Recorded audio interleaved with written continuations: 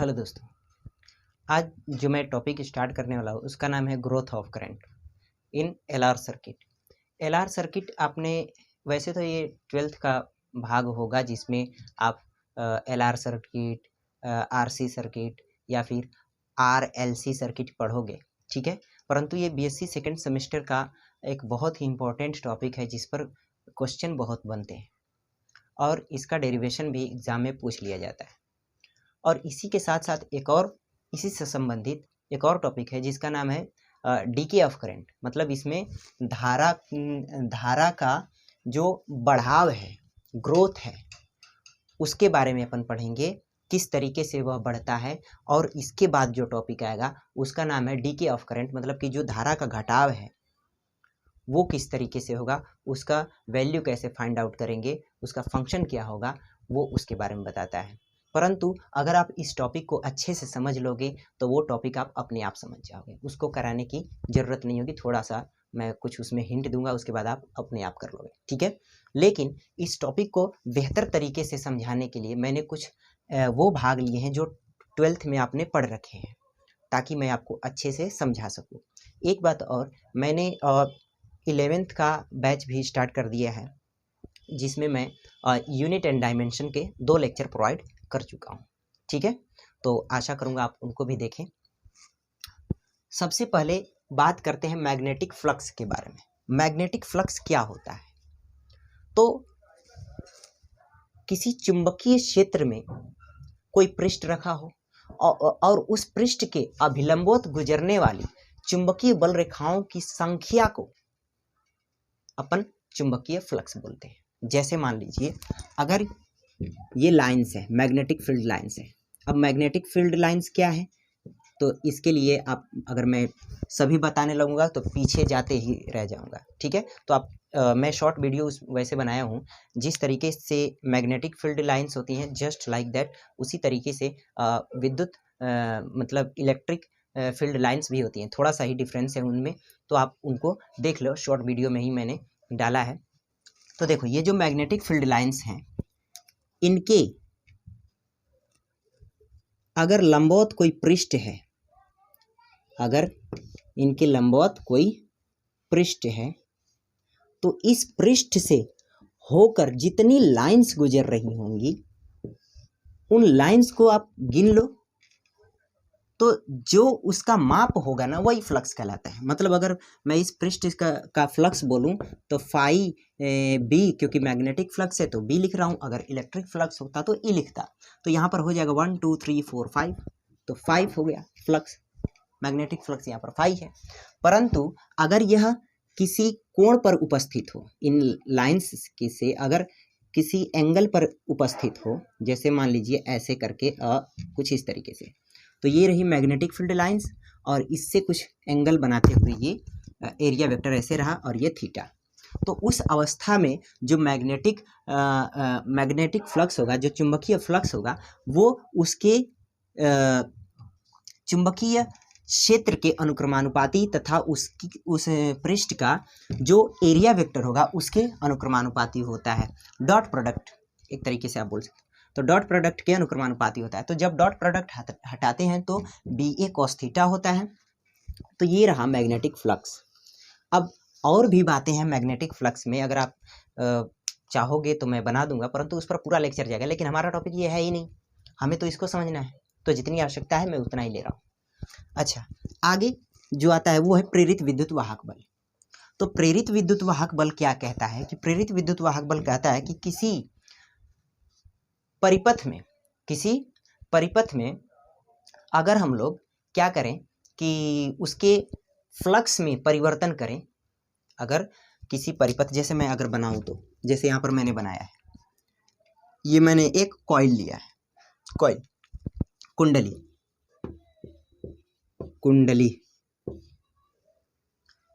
तो फ्लक्स क्या है? मैग्नेटिक फील्ड लाइंस की माप है। तो अगर इसके फ्लक्स में परिवर्तन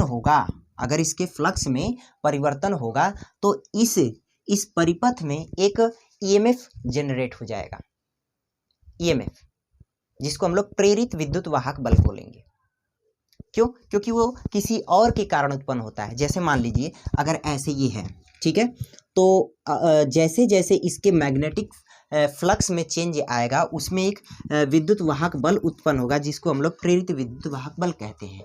वो फैराडे जी ने एक नियम दिया था। क्या दिया था कि किसी कुंडली में, कुंडली ले लो क्योंकि हमने कुंडली लिया है तो कुंडली ले लो, किसी कुंडली से संबद्ध चुंबकीय फ्लक्स, किसी कुंडली के चुंबकीय फ्लक्स में जो परिवर्तन होता है, या यूं कहें, देखिए अगर मैं लिखूं, फैराडे साहब ने क्या कहा था कि जब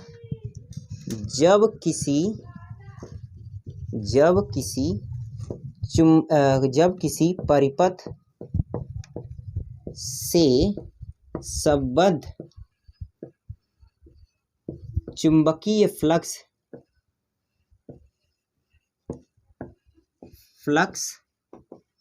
के मान में परिवर्तन किया जाता है या होता है तो उस परिपथ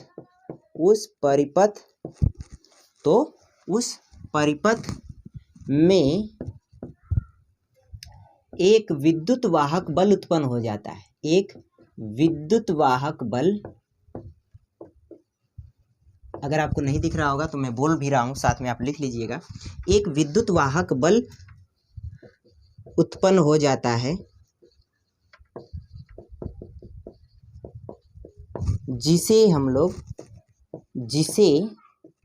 हम प्रेरित विद्युत वाहक बल कहते हैं, जिसे प्रेरित विद्युत वाहक बल कहते हैं, विद्युत वाहक बल कहते हैं। ओके सर, मतलब कि अगर कोई मान लीजिए ये कॉइल ही है, इसके फ्लक्स में अगर परिवर्तन हुआ तो उसमें अचानक से अपने आप ईएमएफ जनरेट हो जाएगा और उसमें धारा प्रवाहित होने लगेगी। तो उसके फ्लक्स में परिवर्तन करे तो करे कैसे? तो उन्होंने किन्होंने, फैराडे जी ने एक एक्सपेरिमेंट किया। एक मैग्नेट, क्षण चुंबक उन्होंने लिया, ठीक ना, अगर मैं इसको S और इसको N मानूं, साउथ पोल और नॉर्थ पोल, तो जब वे क्या करते, आपको पता है कि नॉर्थ पोल से मैग्नेटिक फील्ड लाइंस निकलती है ऐसे बाहर की तरफ और वो साउथ पोल की तरफ आती है, ये बाहर निकल रही है। तो आप सोचो कि जब मैं इसको ऐसे आगे पीछे ऐसे करूँगा तो एक जो कॉइल है इसमें कभी मैग्नेटिक फील्ड लाइंस ज़्यादा गुजरेंगी, कभी कम पास होंगी। और आप जानते हो कि यहाँ पर ये क्या है, एक चुंबकीय क्षेत्र है, या इसी को आप बोल सकते हो कि चुंबकीय क्षेत्र है। तो इसके मैग्नेटिक फ्लक्स में लगातार परिवर्तन होगा। अब इसके मैग्नेटिक फ्लक्स में परिवर्तन होने के कारण इसी में एक इंड्यूस्ड ईएमएफ जनरेट हो जाएगा, जिसको हम लोग ई से रिप्रेजेंट करते हैं, ई से। अब ये ई आया क्यों? इसके फ्लक्स में परिवर्तन होने के लिए। जब उसके फ्लक्स में परिवर्तन हुआ तभी ये इंड्यूस्ड हुआ, प्रेरित हुआ। तो यह क्या होता है कि डायरेक्टली प्रोपोर्शनल होता है एन, या मैं बोलूं कि फाई के। फाई बोले तो क्या, फ्लक्स को अपन फाई से रिप्रेजेंट करते हैं। अगर एन फेरो वाली वो कुंडली है तो आप एन का गुणा कर दो, और मैं क्या करूंगा, यहाँ माइनस लगा दूंगा। माइनस क्यों लगाया? क्योंकि यह जनरेट किससे हुआ है, इससे। अब यह उसी का अपोज करता है जिससे ये उत्पन्न हुआ रहता है, इसलिए माइनस का सिंबल लगाते हैं। दूसरा उन्होंने नियम बताया कि जो उसमें फ्लक्स में परिवर्तन होता है वो उसके ईएमएफ के इक्वल होता है। मतलब E equal to minus N D phi upon D t, अगर इंस्टेंटेनियस में परिवर्तन हो रहा है तो, या del phi upon del t लिख सकते हो। तो आपको एक बहुत ही महत्वपूर्ण फॉर्मूला मिला, E is equal to minus का N D phi upon D T. N लगाओ या ना लगाओ, अगर एन क्या बताता है कि नंबर्स ऑफ क्या फेरों की संख्या है, वो फेरों की क्या है, वो संख्या है। या E is equal to minus d phi by d t. Minus symbol क्या रिप्रेजेंट कर रहा है कि यह उसका अपोज करता है जिससे यह उत्पन्न हुआ है। ठीक है, अच्छा अब इसमें करंट भी प्रोवाइड हो जाएगी, प्रवाहित होने लगेगी। ओके सर, अब कुछ और बताओ इससे संबंधित। तो इससे संबंधित मेन यहाँ पर आता है, ये ध्यान रहे बहुत इंपॉर्टेंट है, प्रेरकत्व। अब प्रेरकत्व क्या होता है कि प्रेरकत्व हमसे यह कहता है कि किसी एन फेरों वाली कुंडली, जैसे ये एन फेरों वाली कुंडली है, किसी एन फेरों वाली कुंडली से संबद्ध चुंबकीय फ्लक्स, किसी एन फेरों वाली कुंडली से संबद्ध चुंबकीय फ्लक्स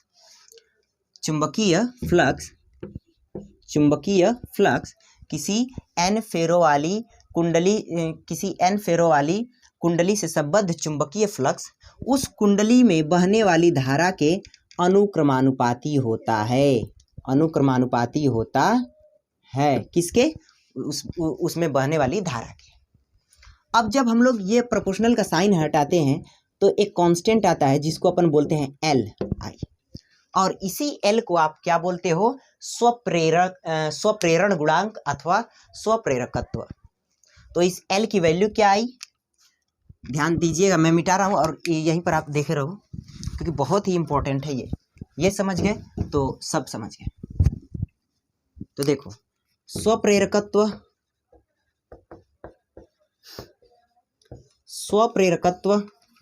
सेल्फ इंडक्टेंस,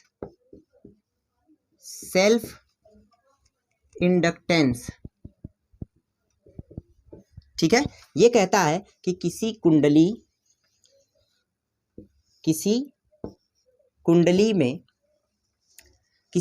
से संबद्ध चुंबकीय फ्लक्स उस कुंडली में बहने वाली धारा के अनुक्रमानुपाती होता है। Means N phi is directly proportional to I. इसके अनुसार तो एन फाई, जब ये प्रोपोर्शनल का साइन हटाते हैं तो एल आई, ये कांस्टेंट है, ये नियतांक है ये, परंतु इसी नियतांक को आप क्या बोलते हो? स्वप्रेरकत्व बोलते हो। और आप अगर ध्यान से देखो तो मैंने इस सर्किट में एल लगाया है और यही क्या है? स्वप्रेरकत्व है, सेल्फ इंडक्टेंस है। तो उसको आप समझो तो एल इज इक्वल टू क्या मिला? N phi by I. अच्छा ये बात है, हाँ सर बात तो आपकी सही है। तो अब देखना जरा, तो E बराबर हमने क्या निकाला था? प्रेरित विद्युत वाहक बल हमने क्या बताया था? E is equal to N D phi by d t, ये बताया था हमने। अभी मैंने लिखा था, यहाँ पर देखो ये लिखा हूँ, माइनस आप सिंबल लगाओ ना लगाओ, माइनस सिंबल हमें केवल ये बताता है कि यह उस कारण का अपोज करता है जिस कारण से वो उत्पन्न होता है, हुआ रहता है। ठीक है, अच्छा मान लो कि एक ही फेरा है तो E is equal to phi की वैल्यू रखिए। फाई की वैल्यू क्या? फाई की वैल्यू यहाँ पर फाई के स्थान पर आप क्या लिख सकते हो? अगर मैं आपको अच्छे से दिखाऊं तो यहाँ देखिएगा, फाई इज इक्वल टू क्या? एल आई है। फाई इज इक्वल टू क्या? एल आई है, क्योंकि ये कांस्टेंट है और कांस्टेंट को ये आप क्या बोलते हो? स्वप्रेरकत्व। तो फाई बराबर हमें ये प्राप्त हुआ, तो यहाँ पर रख दीजिए। तो डी क्या? L I by d T, क्योंकि ये कांस्टेंट है, नियतांक है, तो ये बाहर आ जाएगा। तो E is equal to L D I upon D t. उस कॉइल में इस कॉइल में जो EMF जनरेट होगा उसकी वैल्यू क्या होगी? L D I upon D T. क्यों ये उत्पन्न हुआ? क्योंकि इसके मैग्नेटिक फ्लक्स में परिवर्तन हो रहा था, और मैग्नेटिक फ्लक्स में परिवर्तन का अर्थ ये हुआ कि मतलब मैग्नेटिक फ्लक्स में परिवर्तन होने का अर्थ ये होगा कि जो लाइंस हैं वो कभी कम कभी ज़्यादा पास कर रही हैं। ठीक है, अच्छा सर ठीक है सर, जो इसमें EMF जनरेट होगा, ये वाला जो सर्किट आप बता रहे हो, क्या उसकी वैल्यू ये होगी? हाँ बिल्कुल यही होगी। ठीक है, मैं चाहता तो आपको डायरेक्ट ये फॉर्मूला बता देता, परंतु ये समझाने का केवल तात्पर्य ये था कि आप उसको आसानी से समझ सको। ठीक है, अच्छा अगर आपके पास टाइम नहीं होगा इतना तो आप मत देखना ही, ठीक है, स्किप कर लेना वीडियो, उसमें क्या है, मेन पॉइंट पर आ जाना। तो इसमें जो ईएमएफ जनरेट होगा वो कब जनरेट होगा, अगर इसके फ्लक्स में परिवर्तन होगा तो। अच्छा ठीक है सर। तो जब धारा इस सर्किट में आई, अब इस पर बात करते हैं। इस सर्किट में जब धारा बढ़ेगी धीरे धीरे, अच्छा भाई साहब वो बढ़ेगी कब, पहले तो बात ये है, तो जब हम लोग इसको कनेक्ट कर देंगे इससे तब, तो ये क्लोज सर्किट हो जाएगा।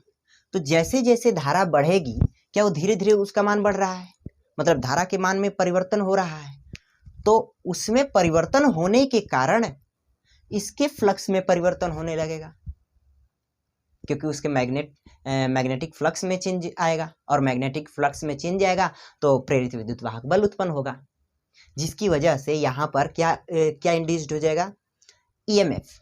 ठीक है, जिसकी वैल्यू क्या होगी, अभी अब हमने आपको बताया, E is equal to LDI upon dt, LDI upon dt, और यह उस कारण का अपोज करेगा जिस कारण से यह जनरेट हुआ है या उत्पन्न हुआ है। ठीक है, तो माइनस आप लगा सकते हो। ठीक है, अब लिखते हैं, देखो माना एक परिपथ जिसमें एक प्रतिरोध R, स्वप्रेरकत्व, सेल्फ इंडक्टेंस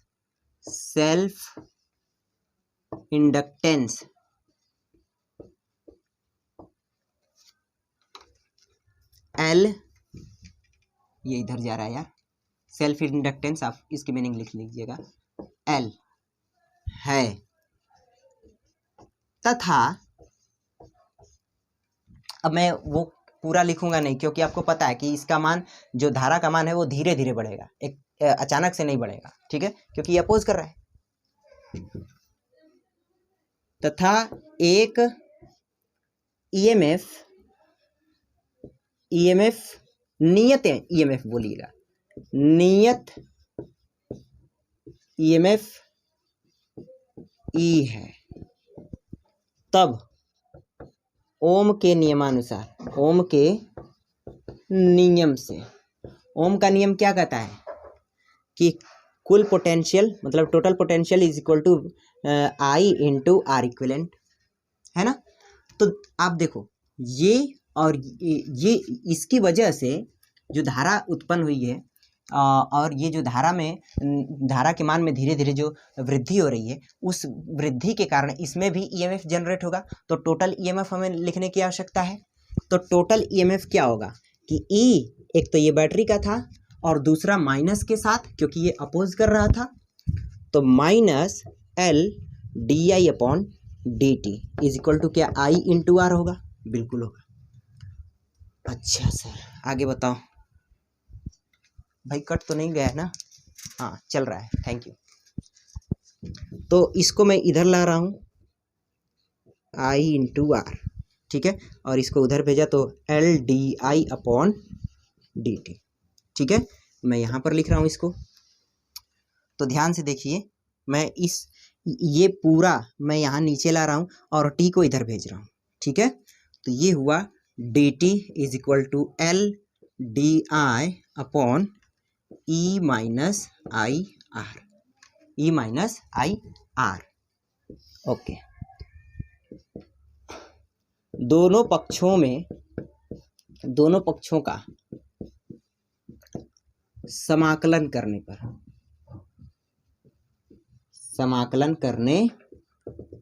तो समाकलन किया भाई साहब, तो dt, ये dt is equal to LDI E minus I into are.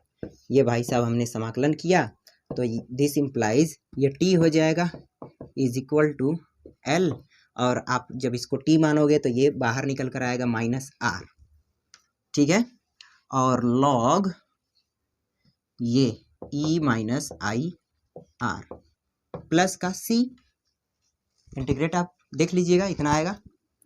अच्छा, अब जब t बराबर 0 था, जब t बराबर, अच्छा मैंने एक पॉइंट यहाँ पर नहीं लिखा है, माना किसी क्षण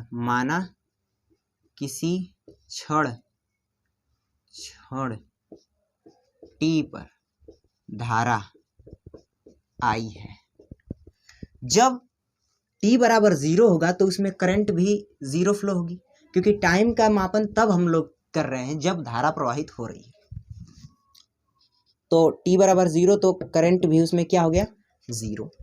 तो ये इक्वेशन नंबर 1 है, इक्वेशन नंबर 1।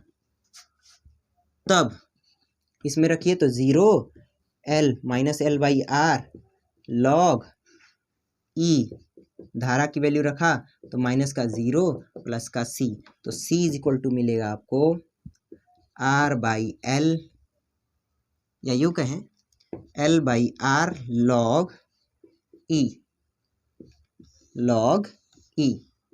अब इसका मान समीकरण 2 मान लेता हूँ। समीकरण 2 का मान समीकरण 1 में रखने पर, समीकरण 2 का मान समीकरण 1 में रखने पर, मैं इसको मिटा रहा हूँ, बस हो गया है। समीकरण 2 का मान 1 में रखने पर, रख दो भाई।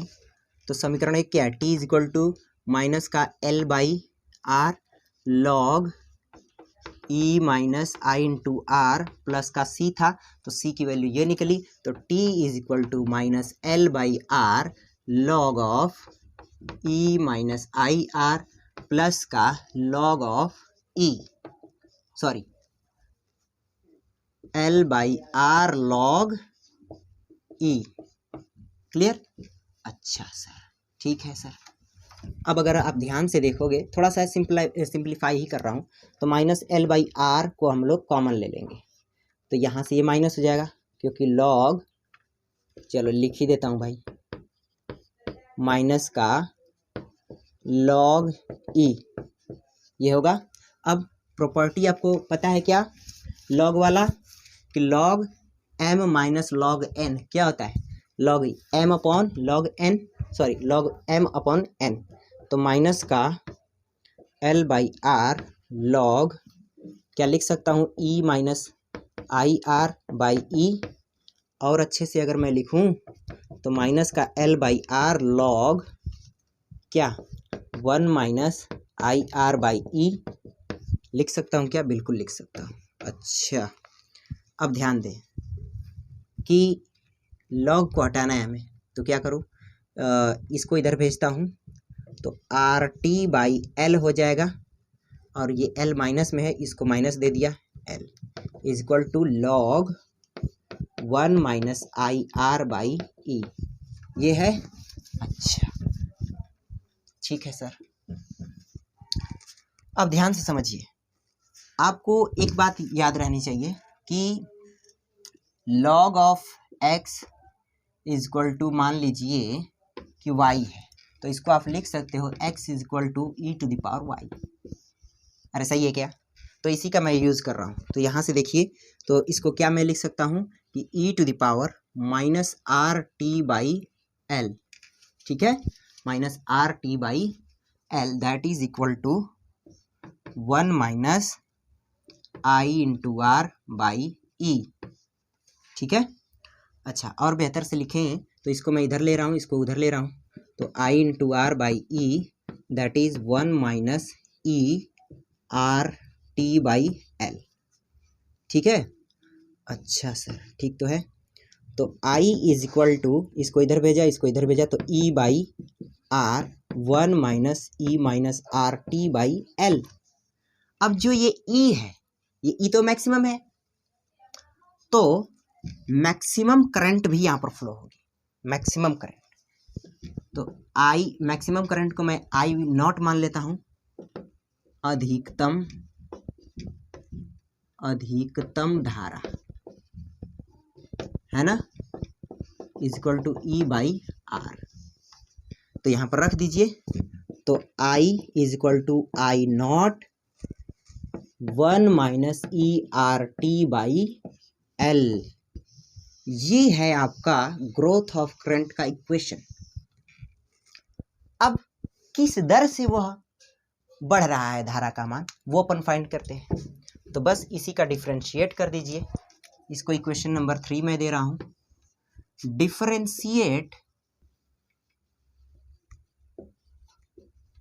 with respect to t, we get di upon dt is equal to I naught r by l e to the power minus r t by l। इसको जरा और बेहतर से लिखें तो di upon dt is equal to r by l I naught e to the power minus r t by l। ठीक है, अब देखो ध्यान से समझिए। D I upon D T last part है बस।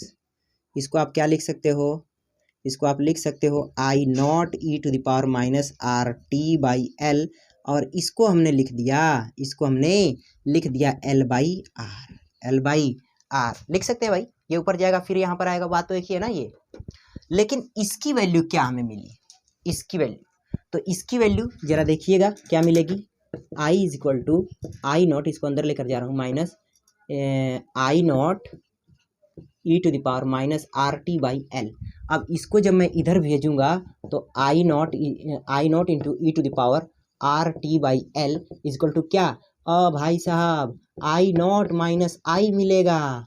ओ हो, तो इसकी वैल्यू मैं रख रहा हूँ क्या, D I upon D T is equal to I not minus I by L by R. तो ये है ग्रोथ ऑफ करंट की क्या रेट ग्रोथ ऑफ करंट का जो रेट है वो क्या होता है, inversely proportional to its time constant. मतलब कि ये मिटा दूं, इसको मिटा रहा हूं, समय नियतांक, मतलब कि धारा या growth of current, growth of current is inversely proportional to its time constant. Time constant भाई साहब एल बाई आर को आप टाइम कांस्टेंट कहते हो, समय नियतांक इसको आप टाउ से रिप्रेजेंट कर दो। ये जो आपको दिख रहा है क्या वीडियो में, मैं ये दिखा रहा हूँ, यहाँ पर एल बाई आर लिखा है, ये एल है और नीचे आर है। ठीक है, ये वैल्यू मैं यहाँ पर लिख दे रहा हूँ, नहीं दिख रहा है वहाँ पर, D I upon D T लिखा हूँ is equal to I not minus I upon L by R. और ये एल बाई आर क्या है, समय नियतांक है। समय नियतांक क्या है सर जरा बताओगे। जब आप आई नॉट जब ई की वैल्यू रखोगे ना आप, तो आपको क्या मिलेगा भाई साहब, आपको मिलेगा कि समय नियतांक समय का वह मान है, समय नियतांक समय का वह मान है जिस पर धारा के अधिकतम मान का वह 0.32 गुना हो जाता है ग्रोथ ऑफ करंट में। ठीक है, ग्रोथ ऑफ करंट में समय नियतांक समय का वह मान होता है जिस समय पर धारा अपने अधिकतम मान का 0.632 गुना हो जाता है। अब वो वैल्यू कैसे निकालेंगे सर, तो मैं एक शॉर्ट वीडियो में उसको दिखा दूंगा यार, काफ़ी ज़्यादा चलो बता ही दे रहा हूँ। इसमें क्या है ना, तो देखो,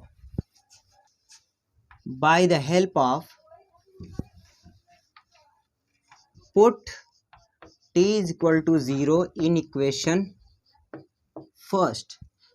फर्स्ट अगर आपको याद हो तो मैंने लिखा था i is equal to I not 1 minus E to the power minus R T by L. ठीक है, सॉरी ये 0 में लिख रहा हूँ यार, एल बाई आर रखना है। ठीक है, तो i is equal to I not 1 minus, जब आर टी रखेंगे तो E to the power minus का आर बाई एल, टी की वैल्यू रखा एल बाई आर। ये एल बाई आर क्यों रख रहा हूँ, ये समय नियतांक कहलाता है, ठीक है ना। अभी मैं इसकी डेफिनेशन लिखूंगा तो आपको क्लियरली समझ में आएगा।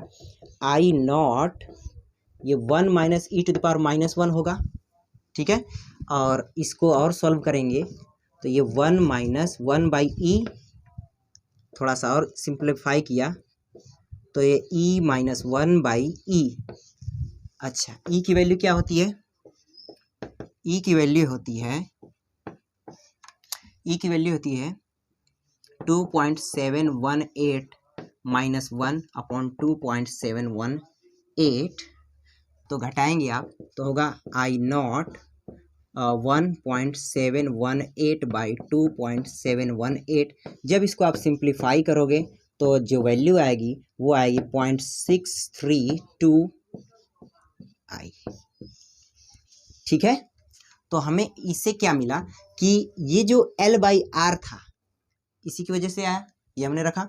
तो L बाई आर को हम लोग समय नियतांक कहते हैं, समय नियतांक कहते हैं, टाइम कांस्टेंट। अब ये क्या है, तो L बाई आर, इसको आप टाउ से रिप्रेजेंट कर दो L बाई आर, समय नियतांक को।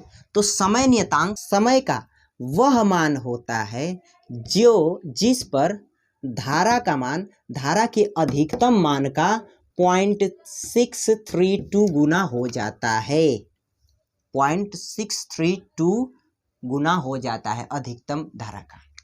तो उसी को हम लोग कहते हैं समय नियतांक। और बहुत ही इंपॉर्टेंट फॉर्मूला क्वेश्चन लगाने में ये काम आएगा, ये और एक इक्वेशन ये, और इसके साथ साथ ये वाला इक्वेशन यहाँ पर मैंने लिखा है, ये सवाल लगाने में आपको बहुत ज़्यादा हेल्प करेंगे, फर्स्ट, सेकंड और ये थर्ड।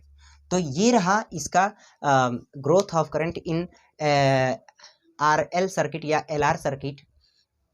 अब जो अगला टॉपिक है डीके ऑफ करंट, वो सेम एज ऐसे ही होगा, परंतु उसमें होगा क्या कि जो जैसे ये सर्किट था,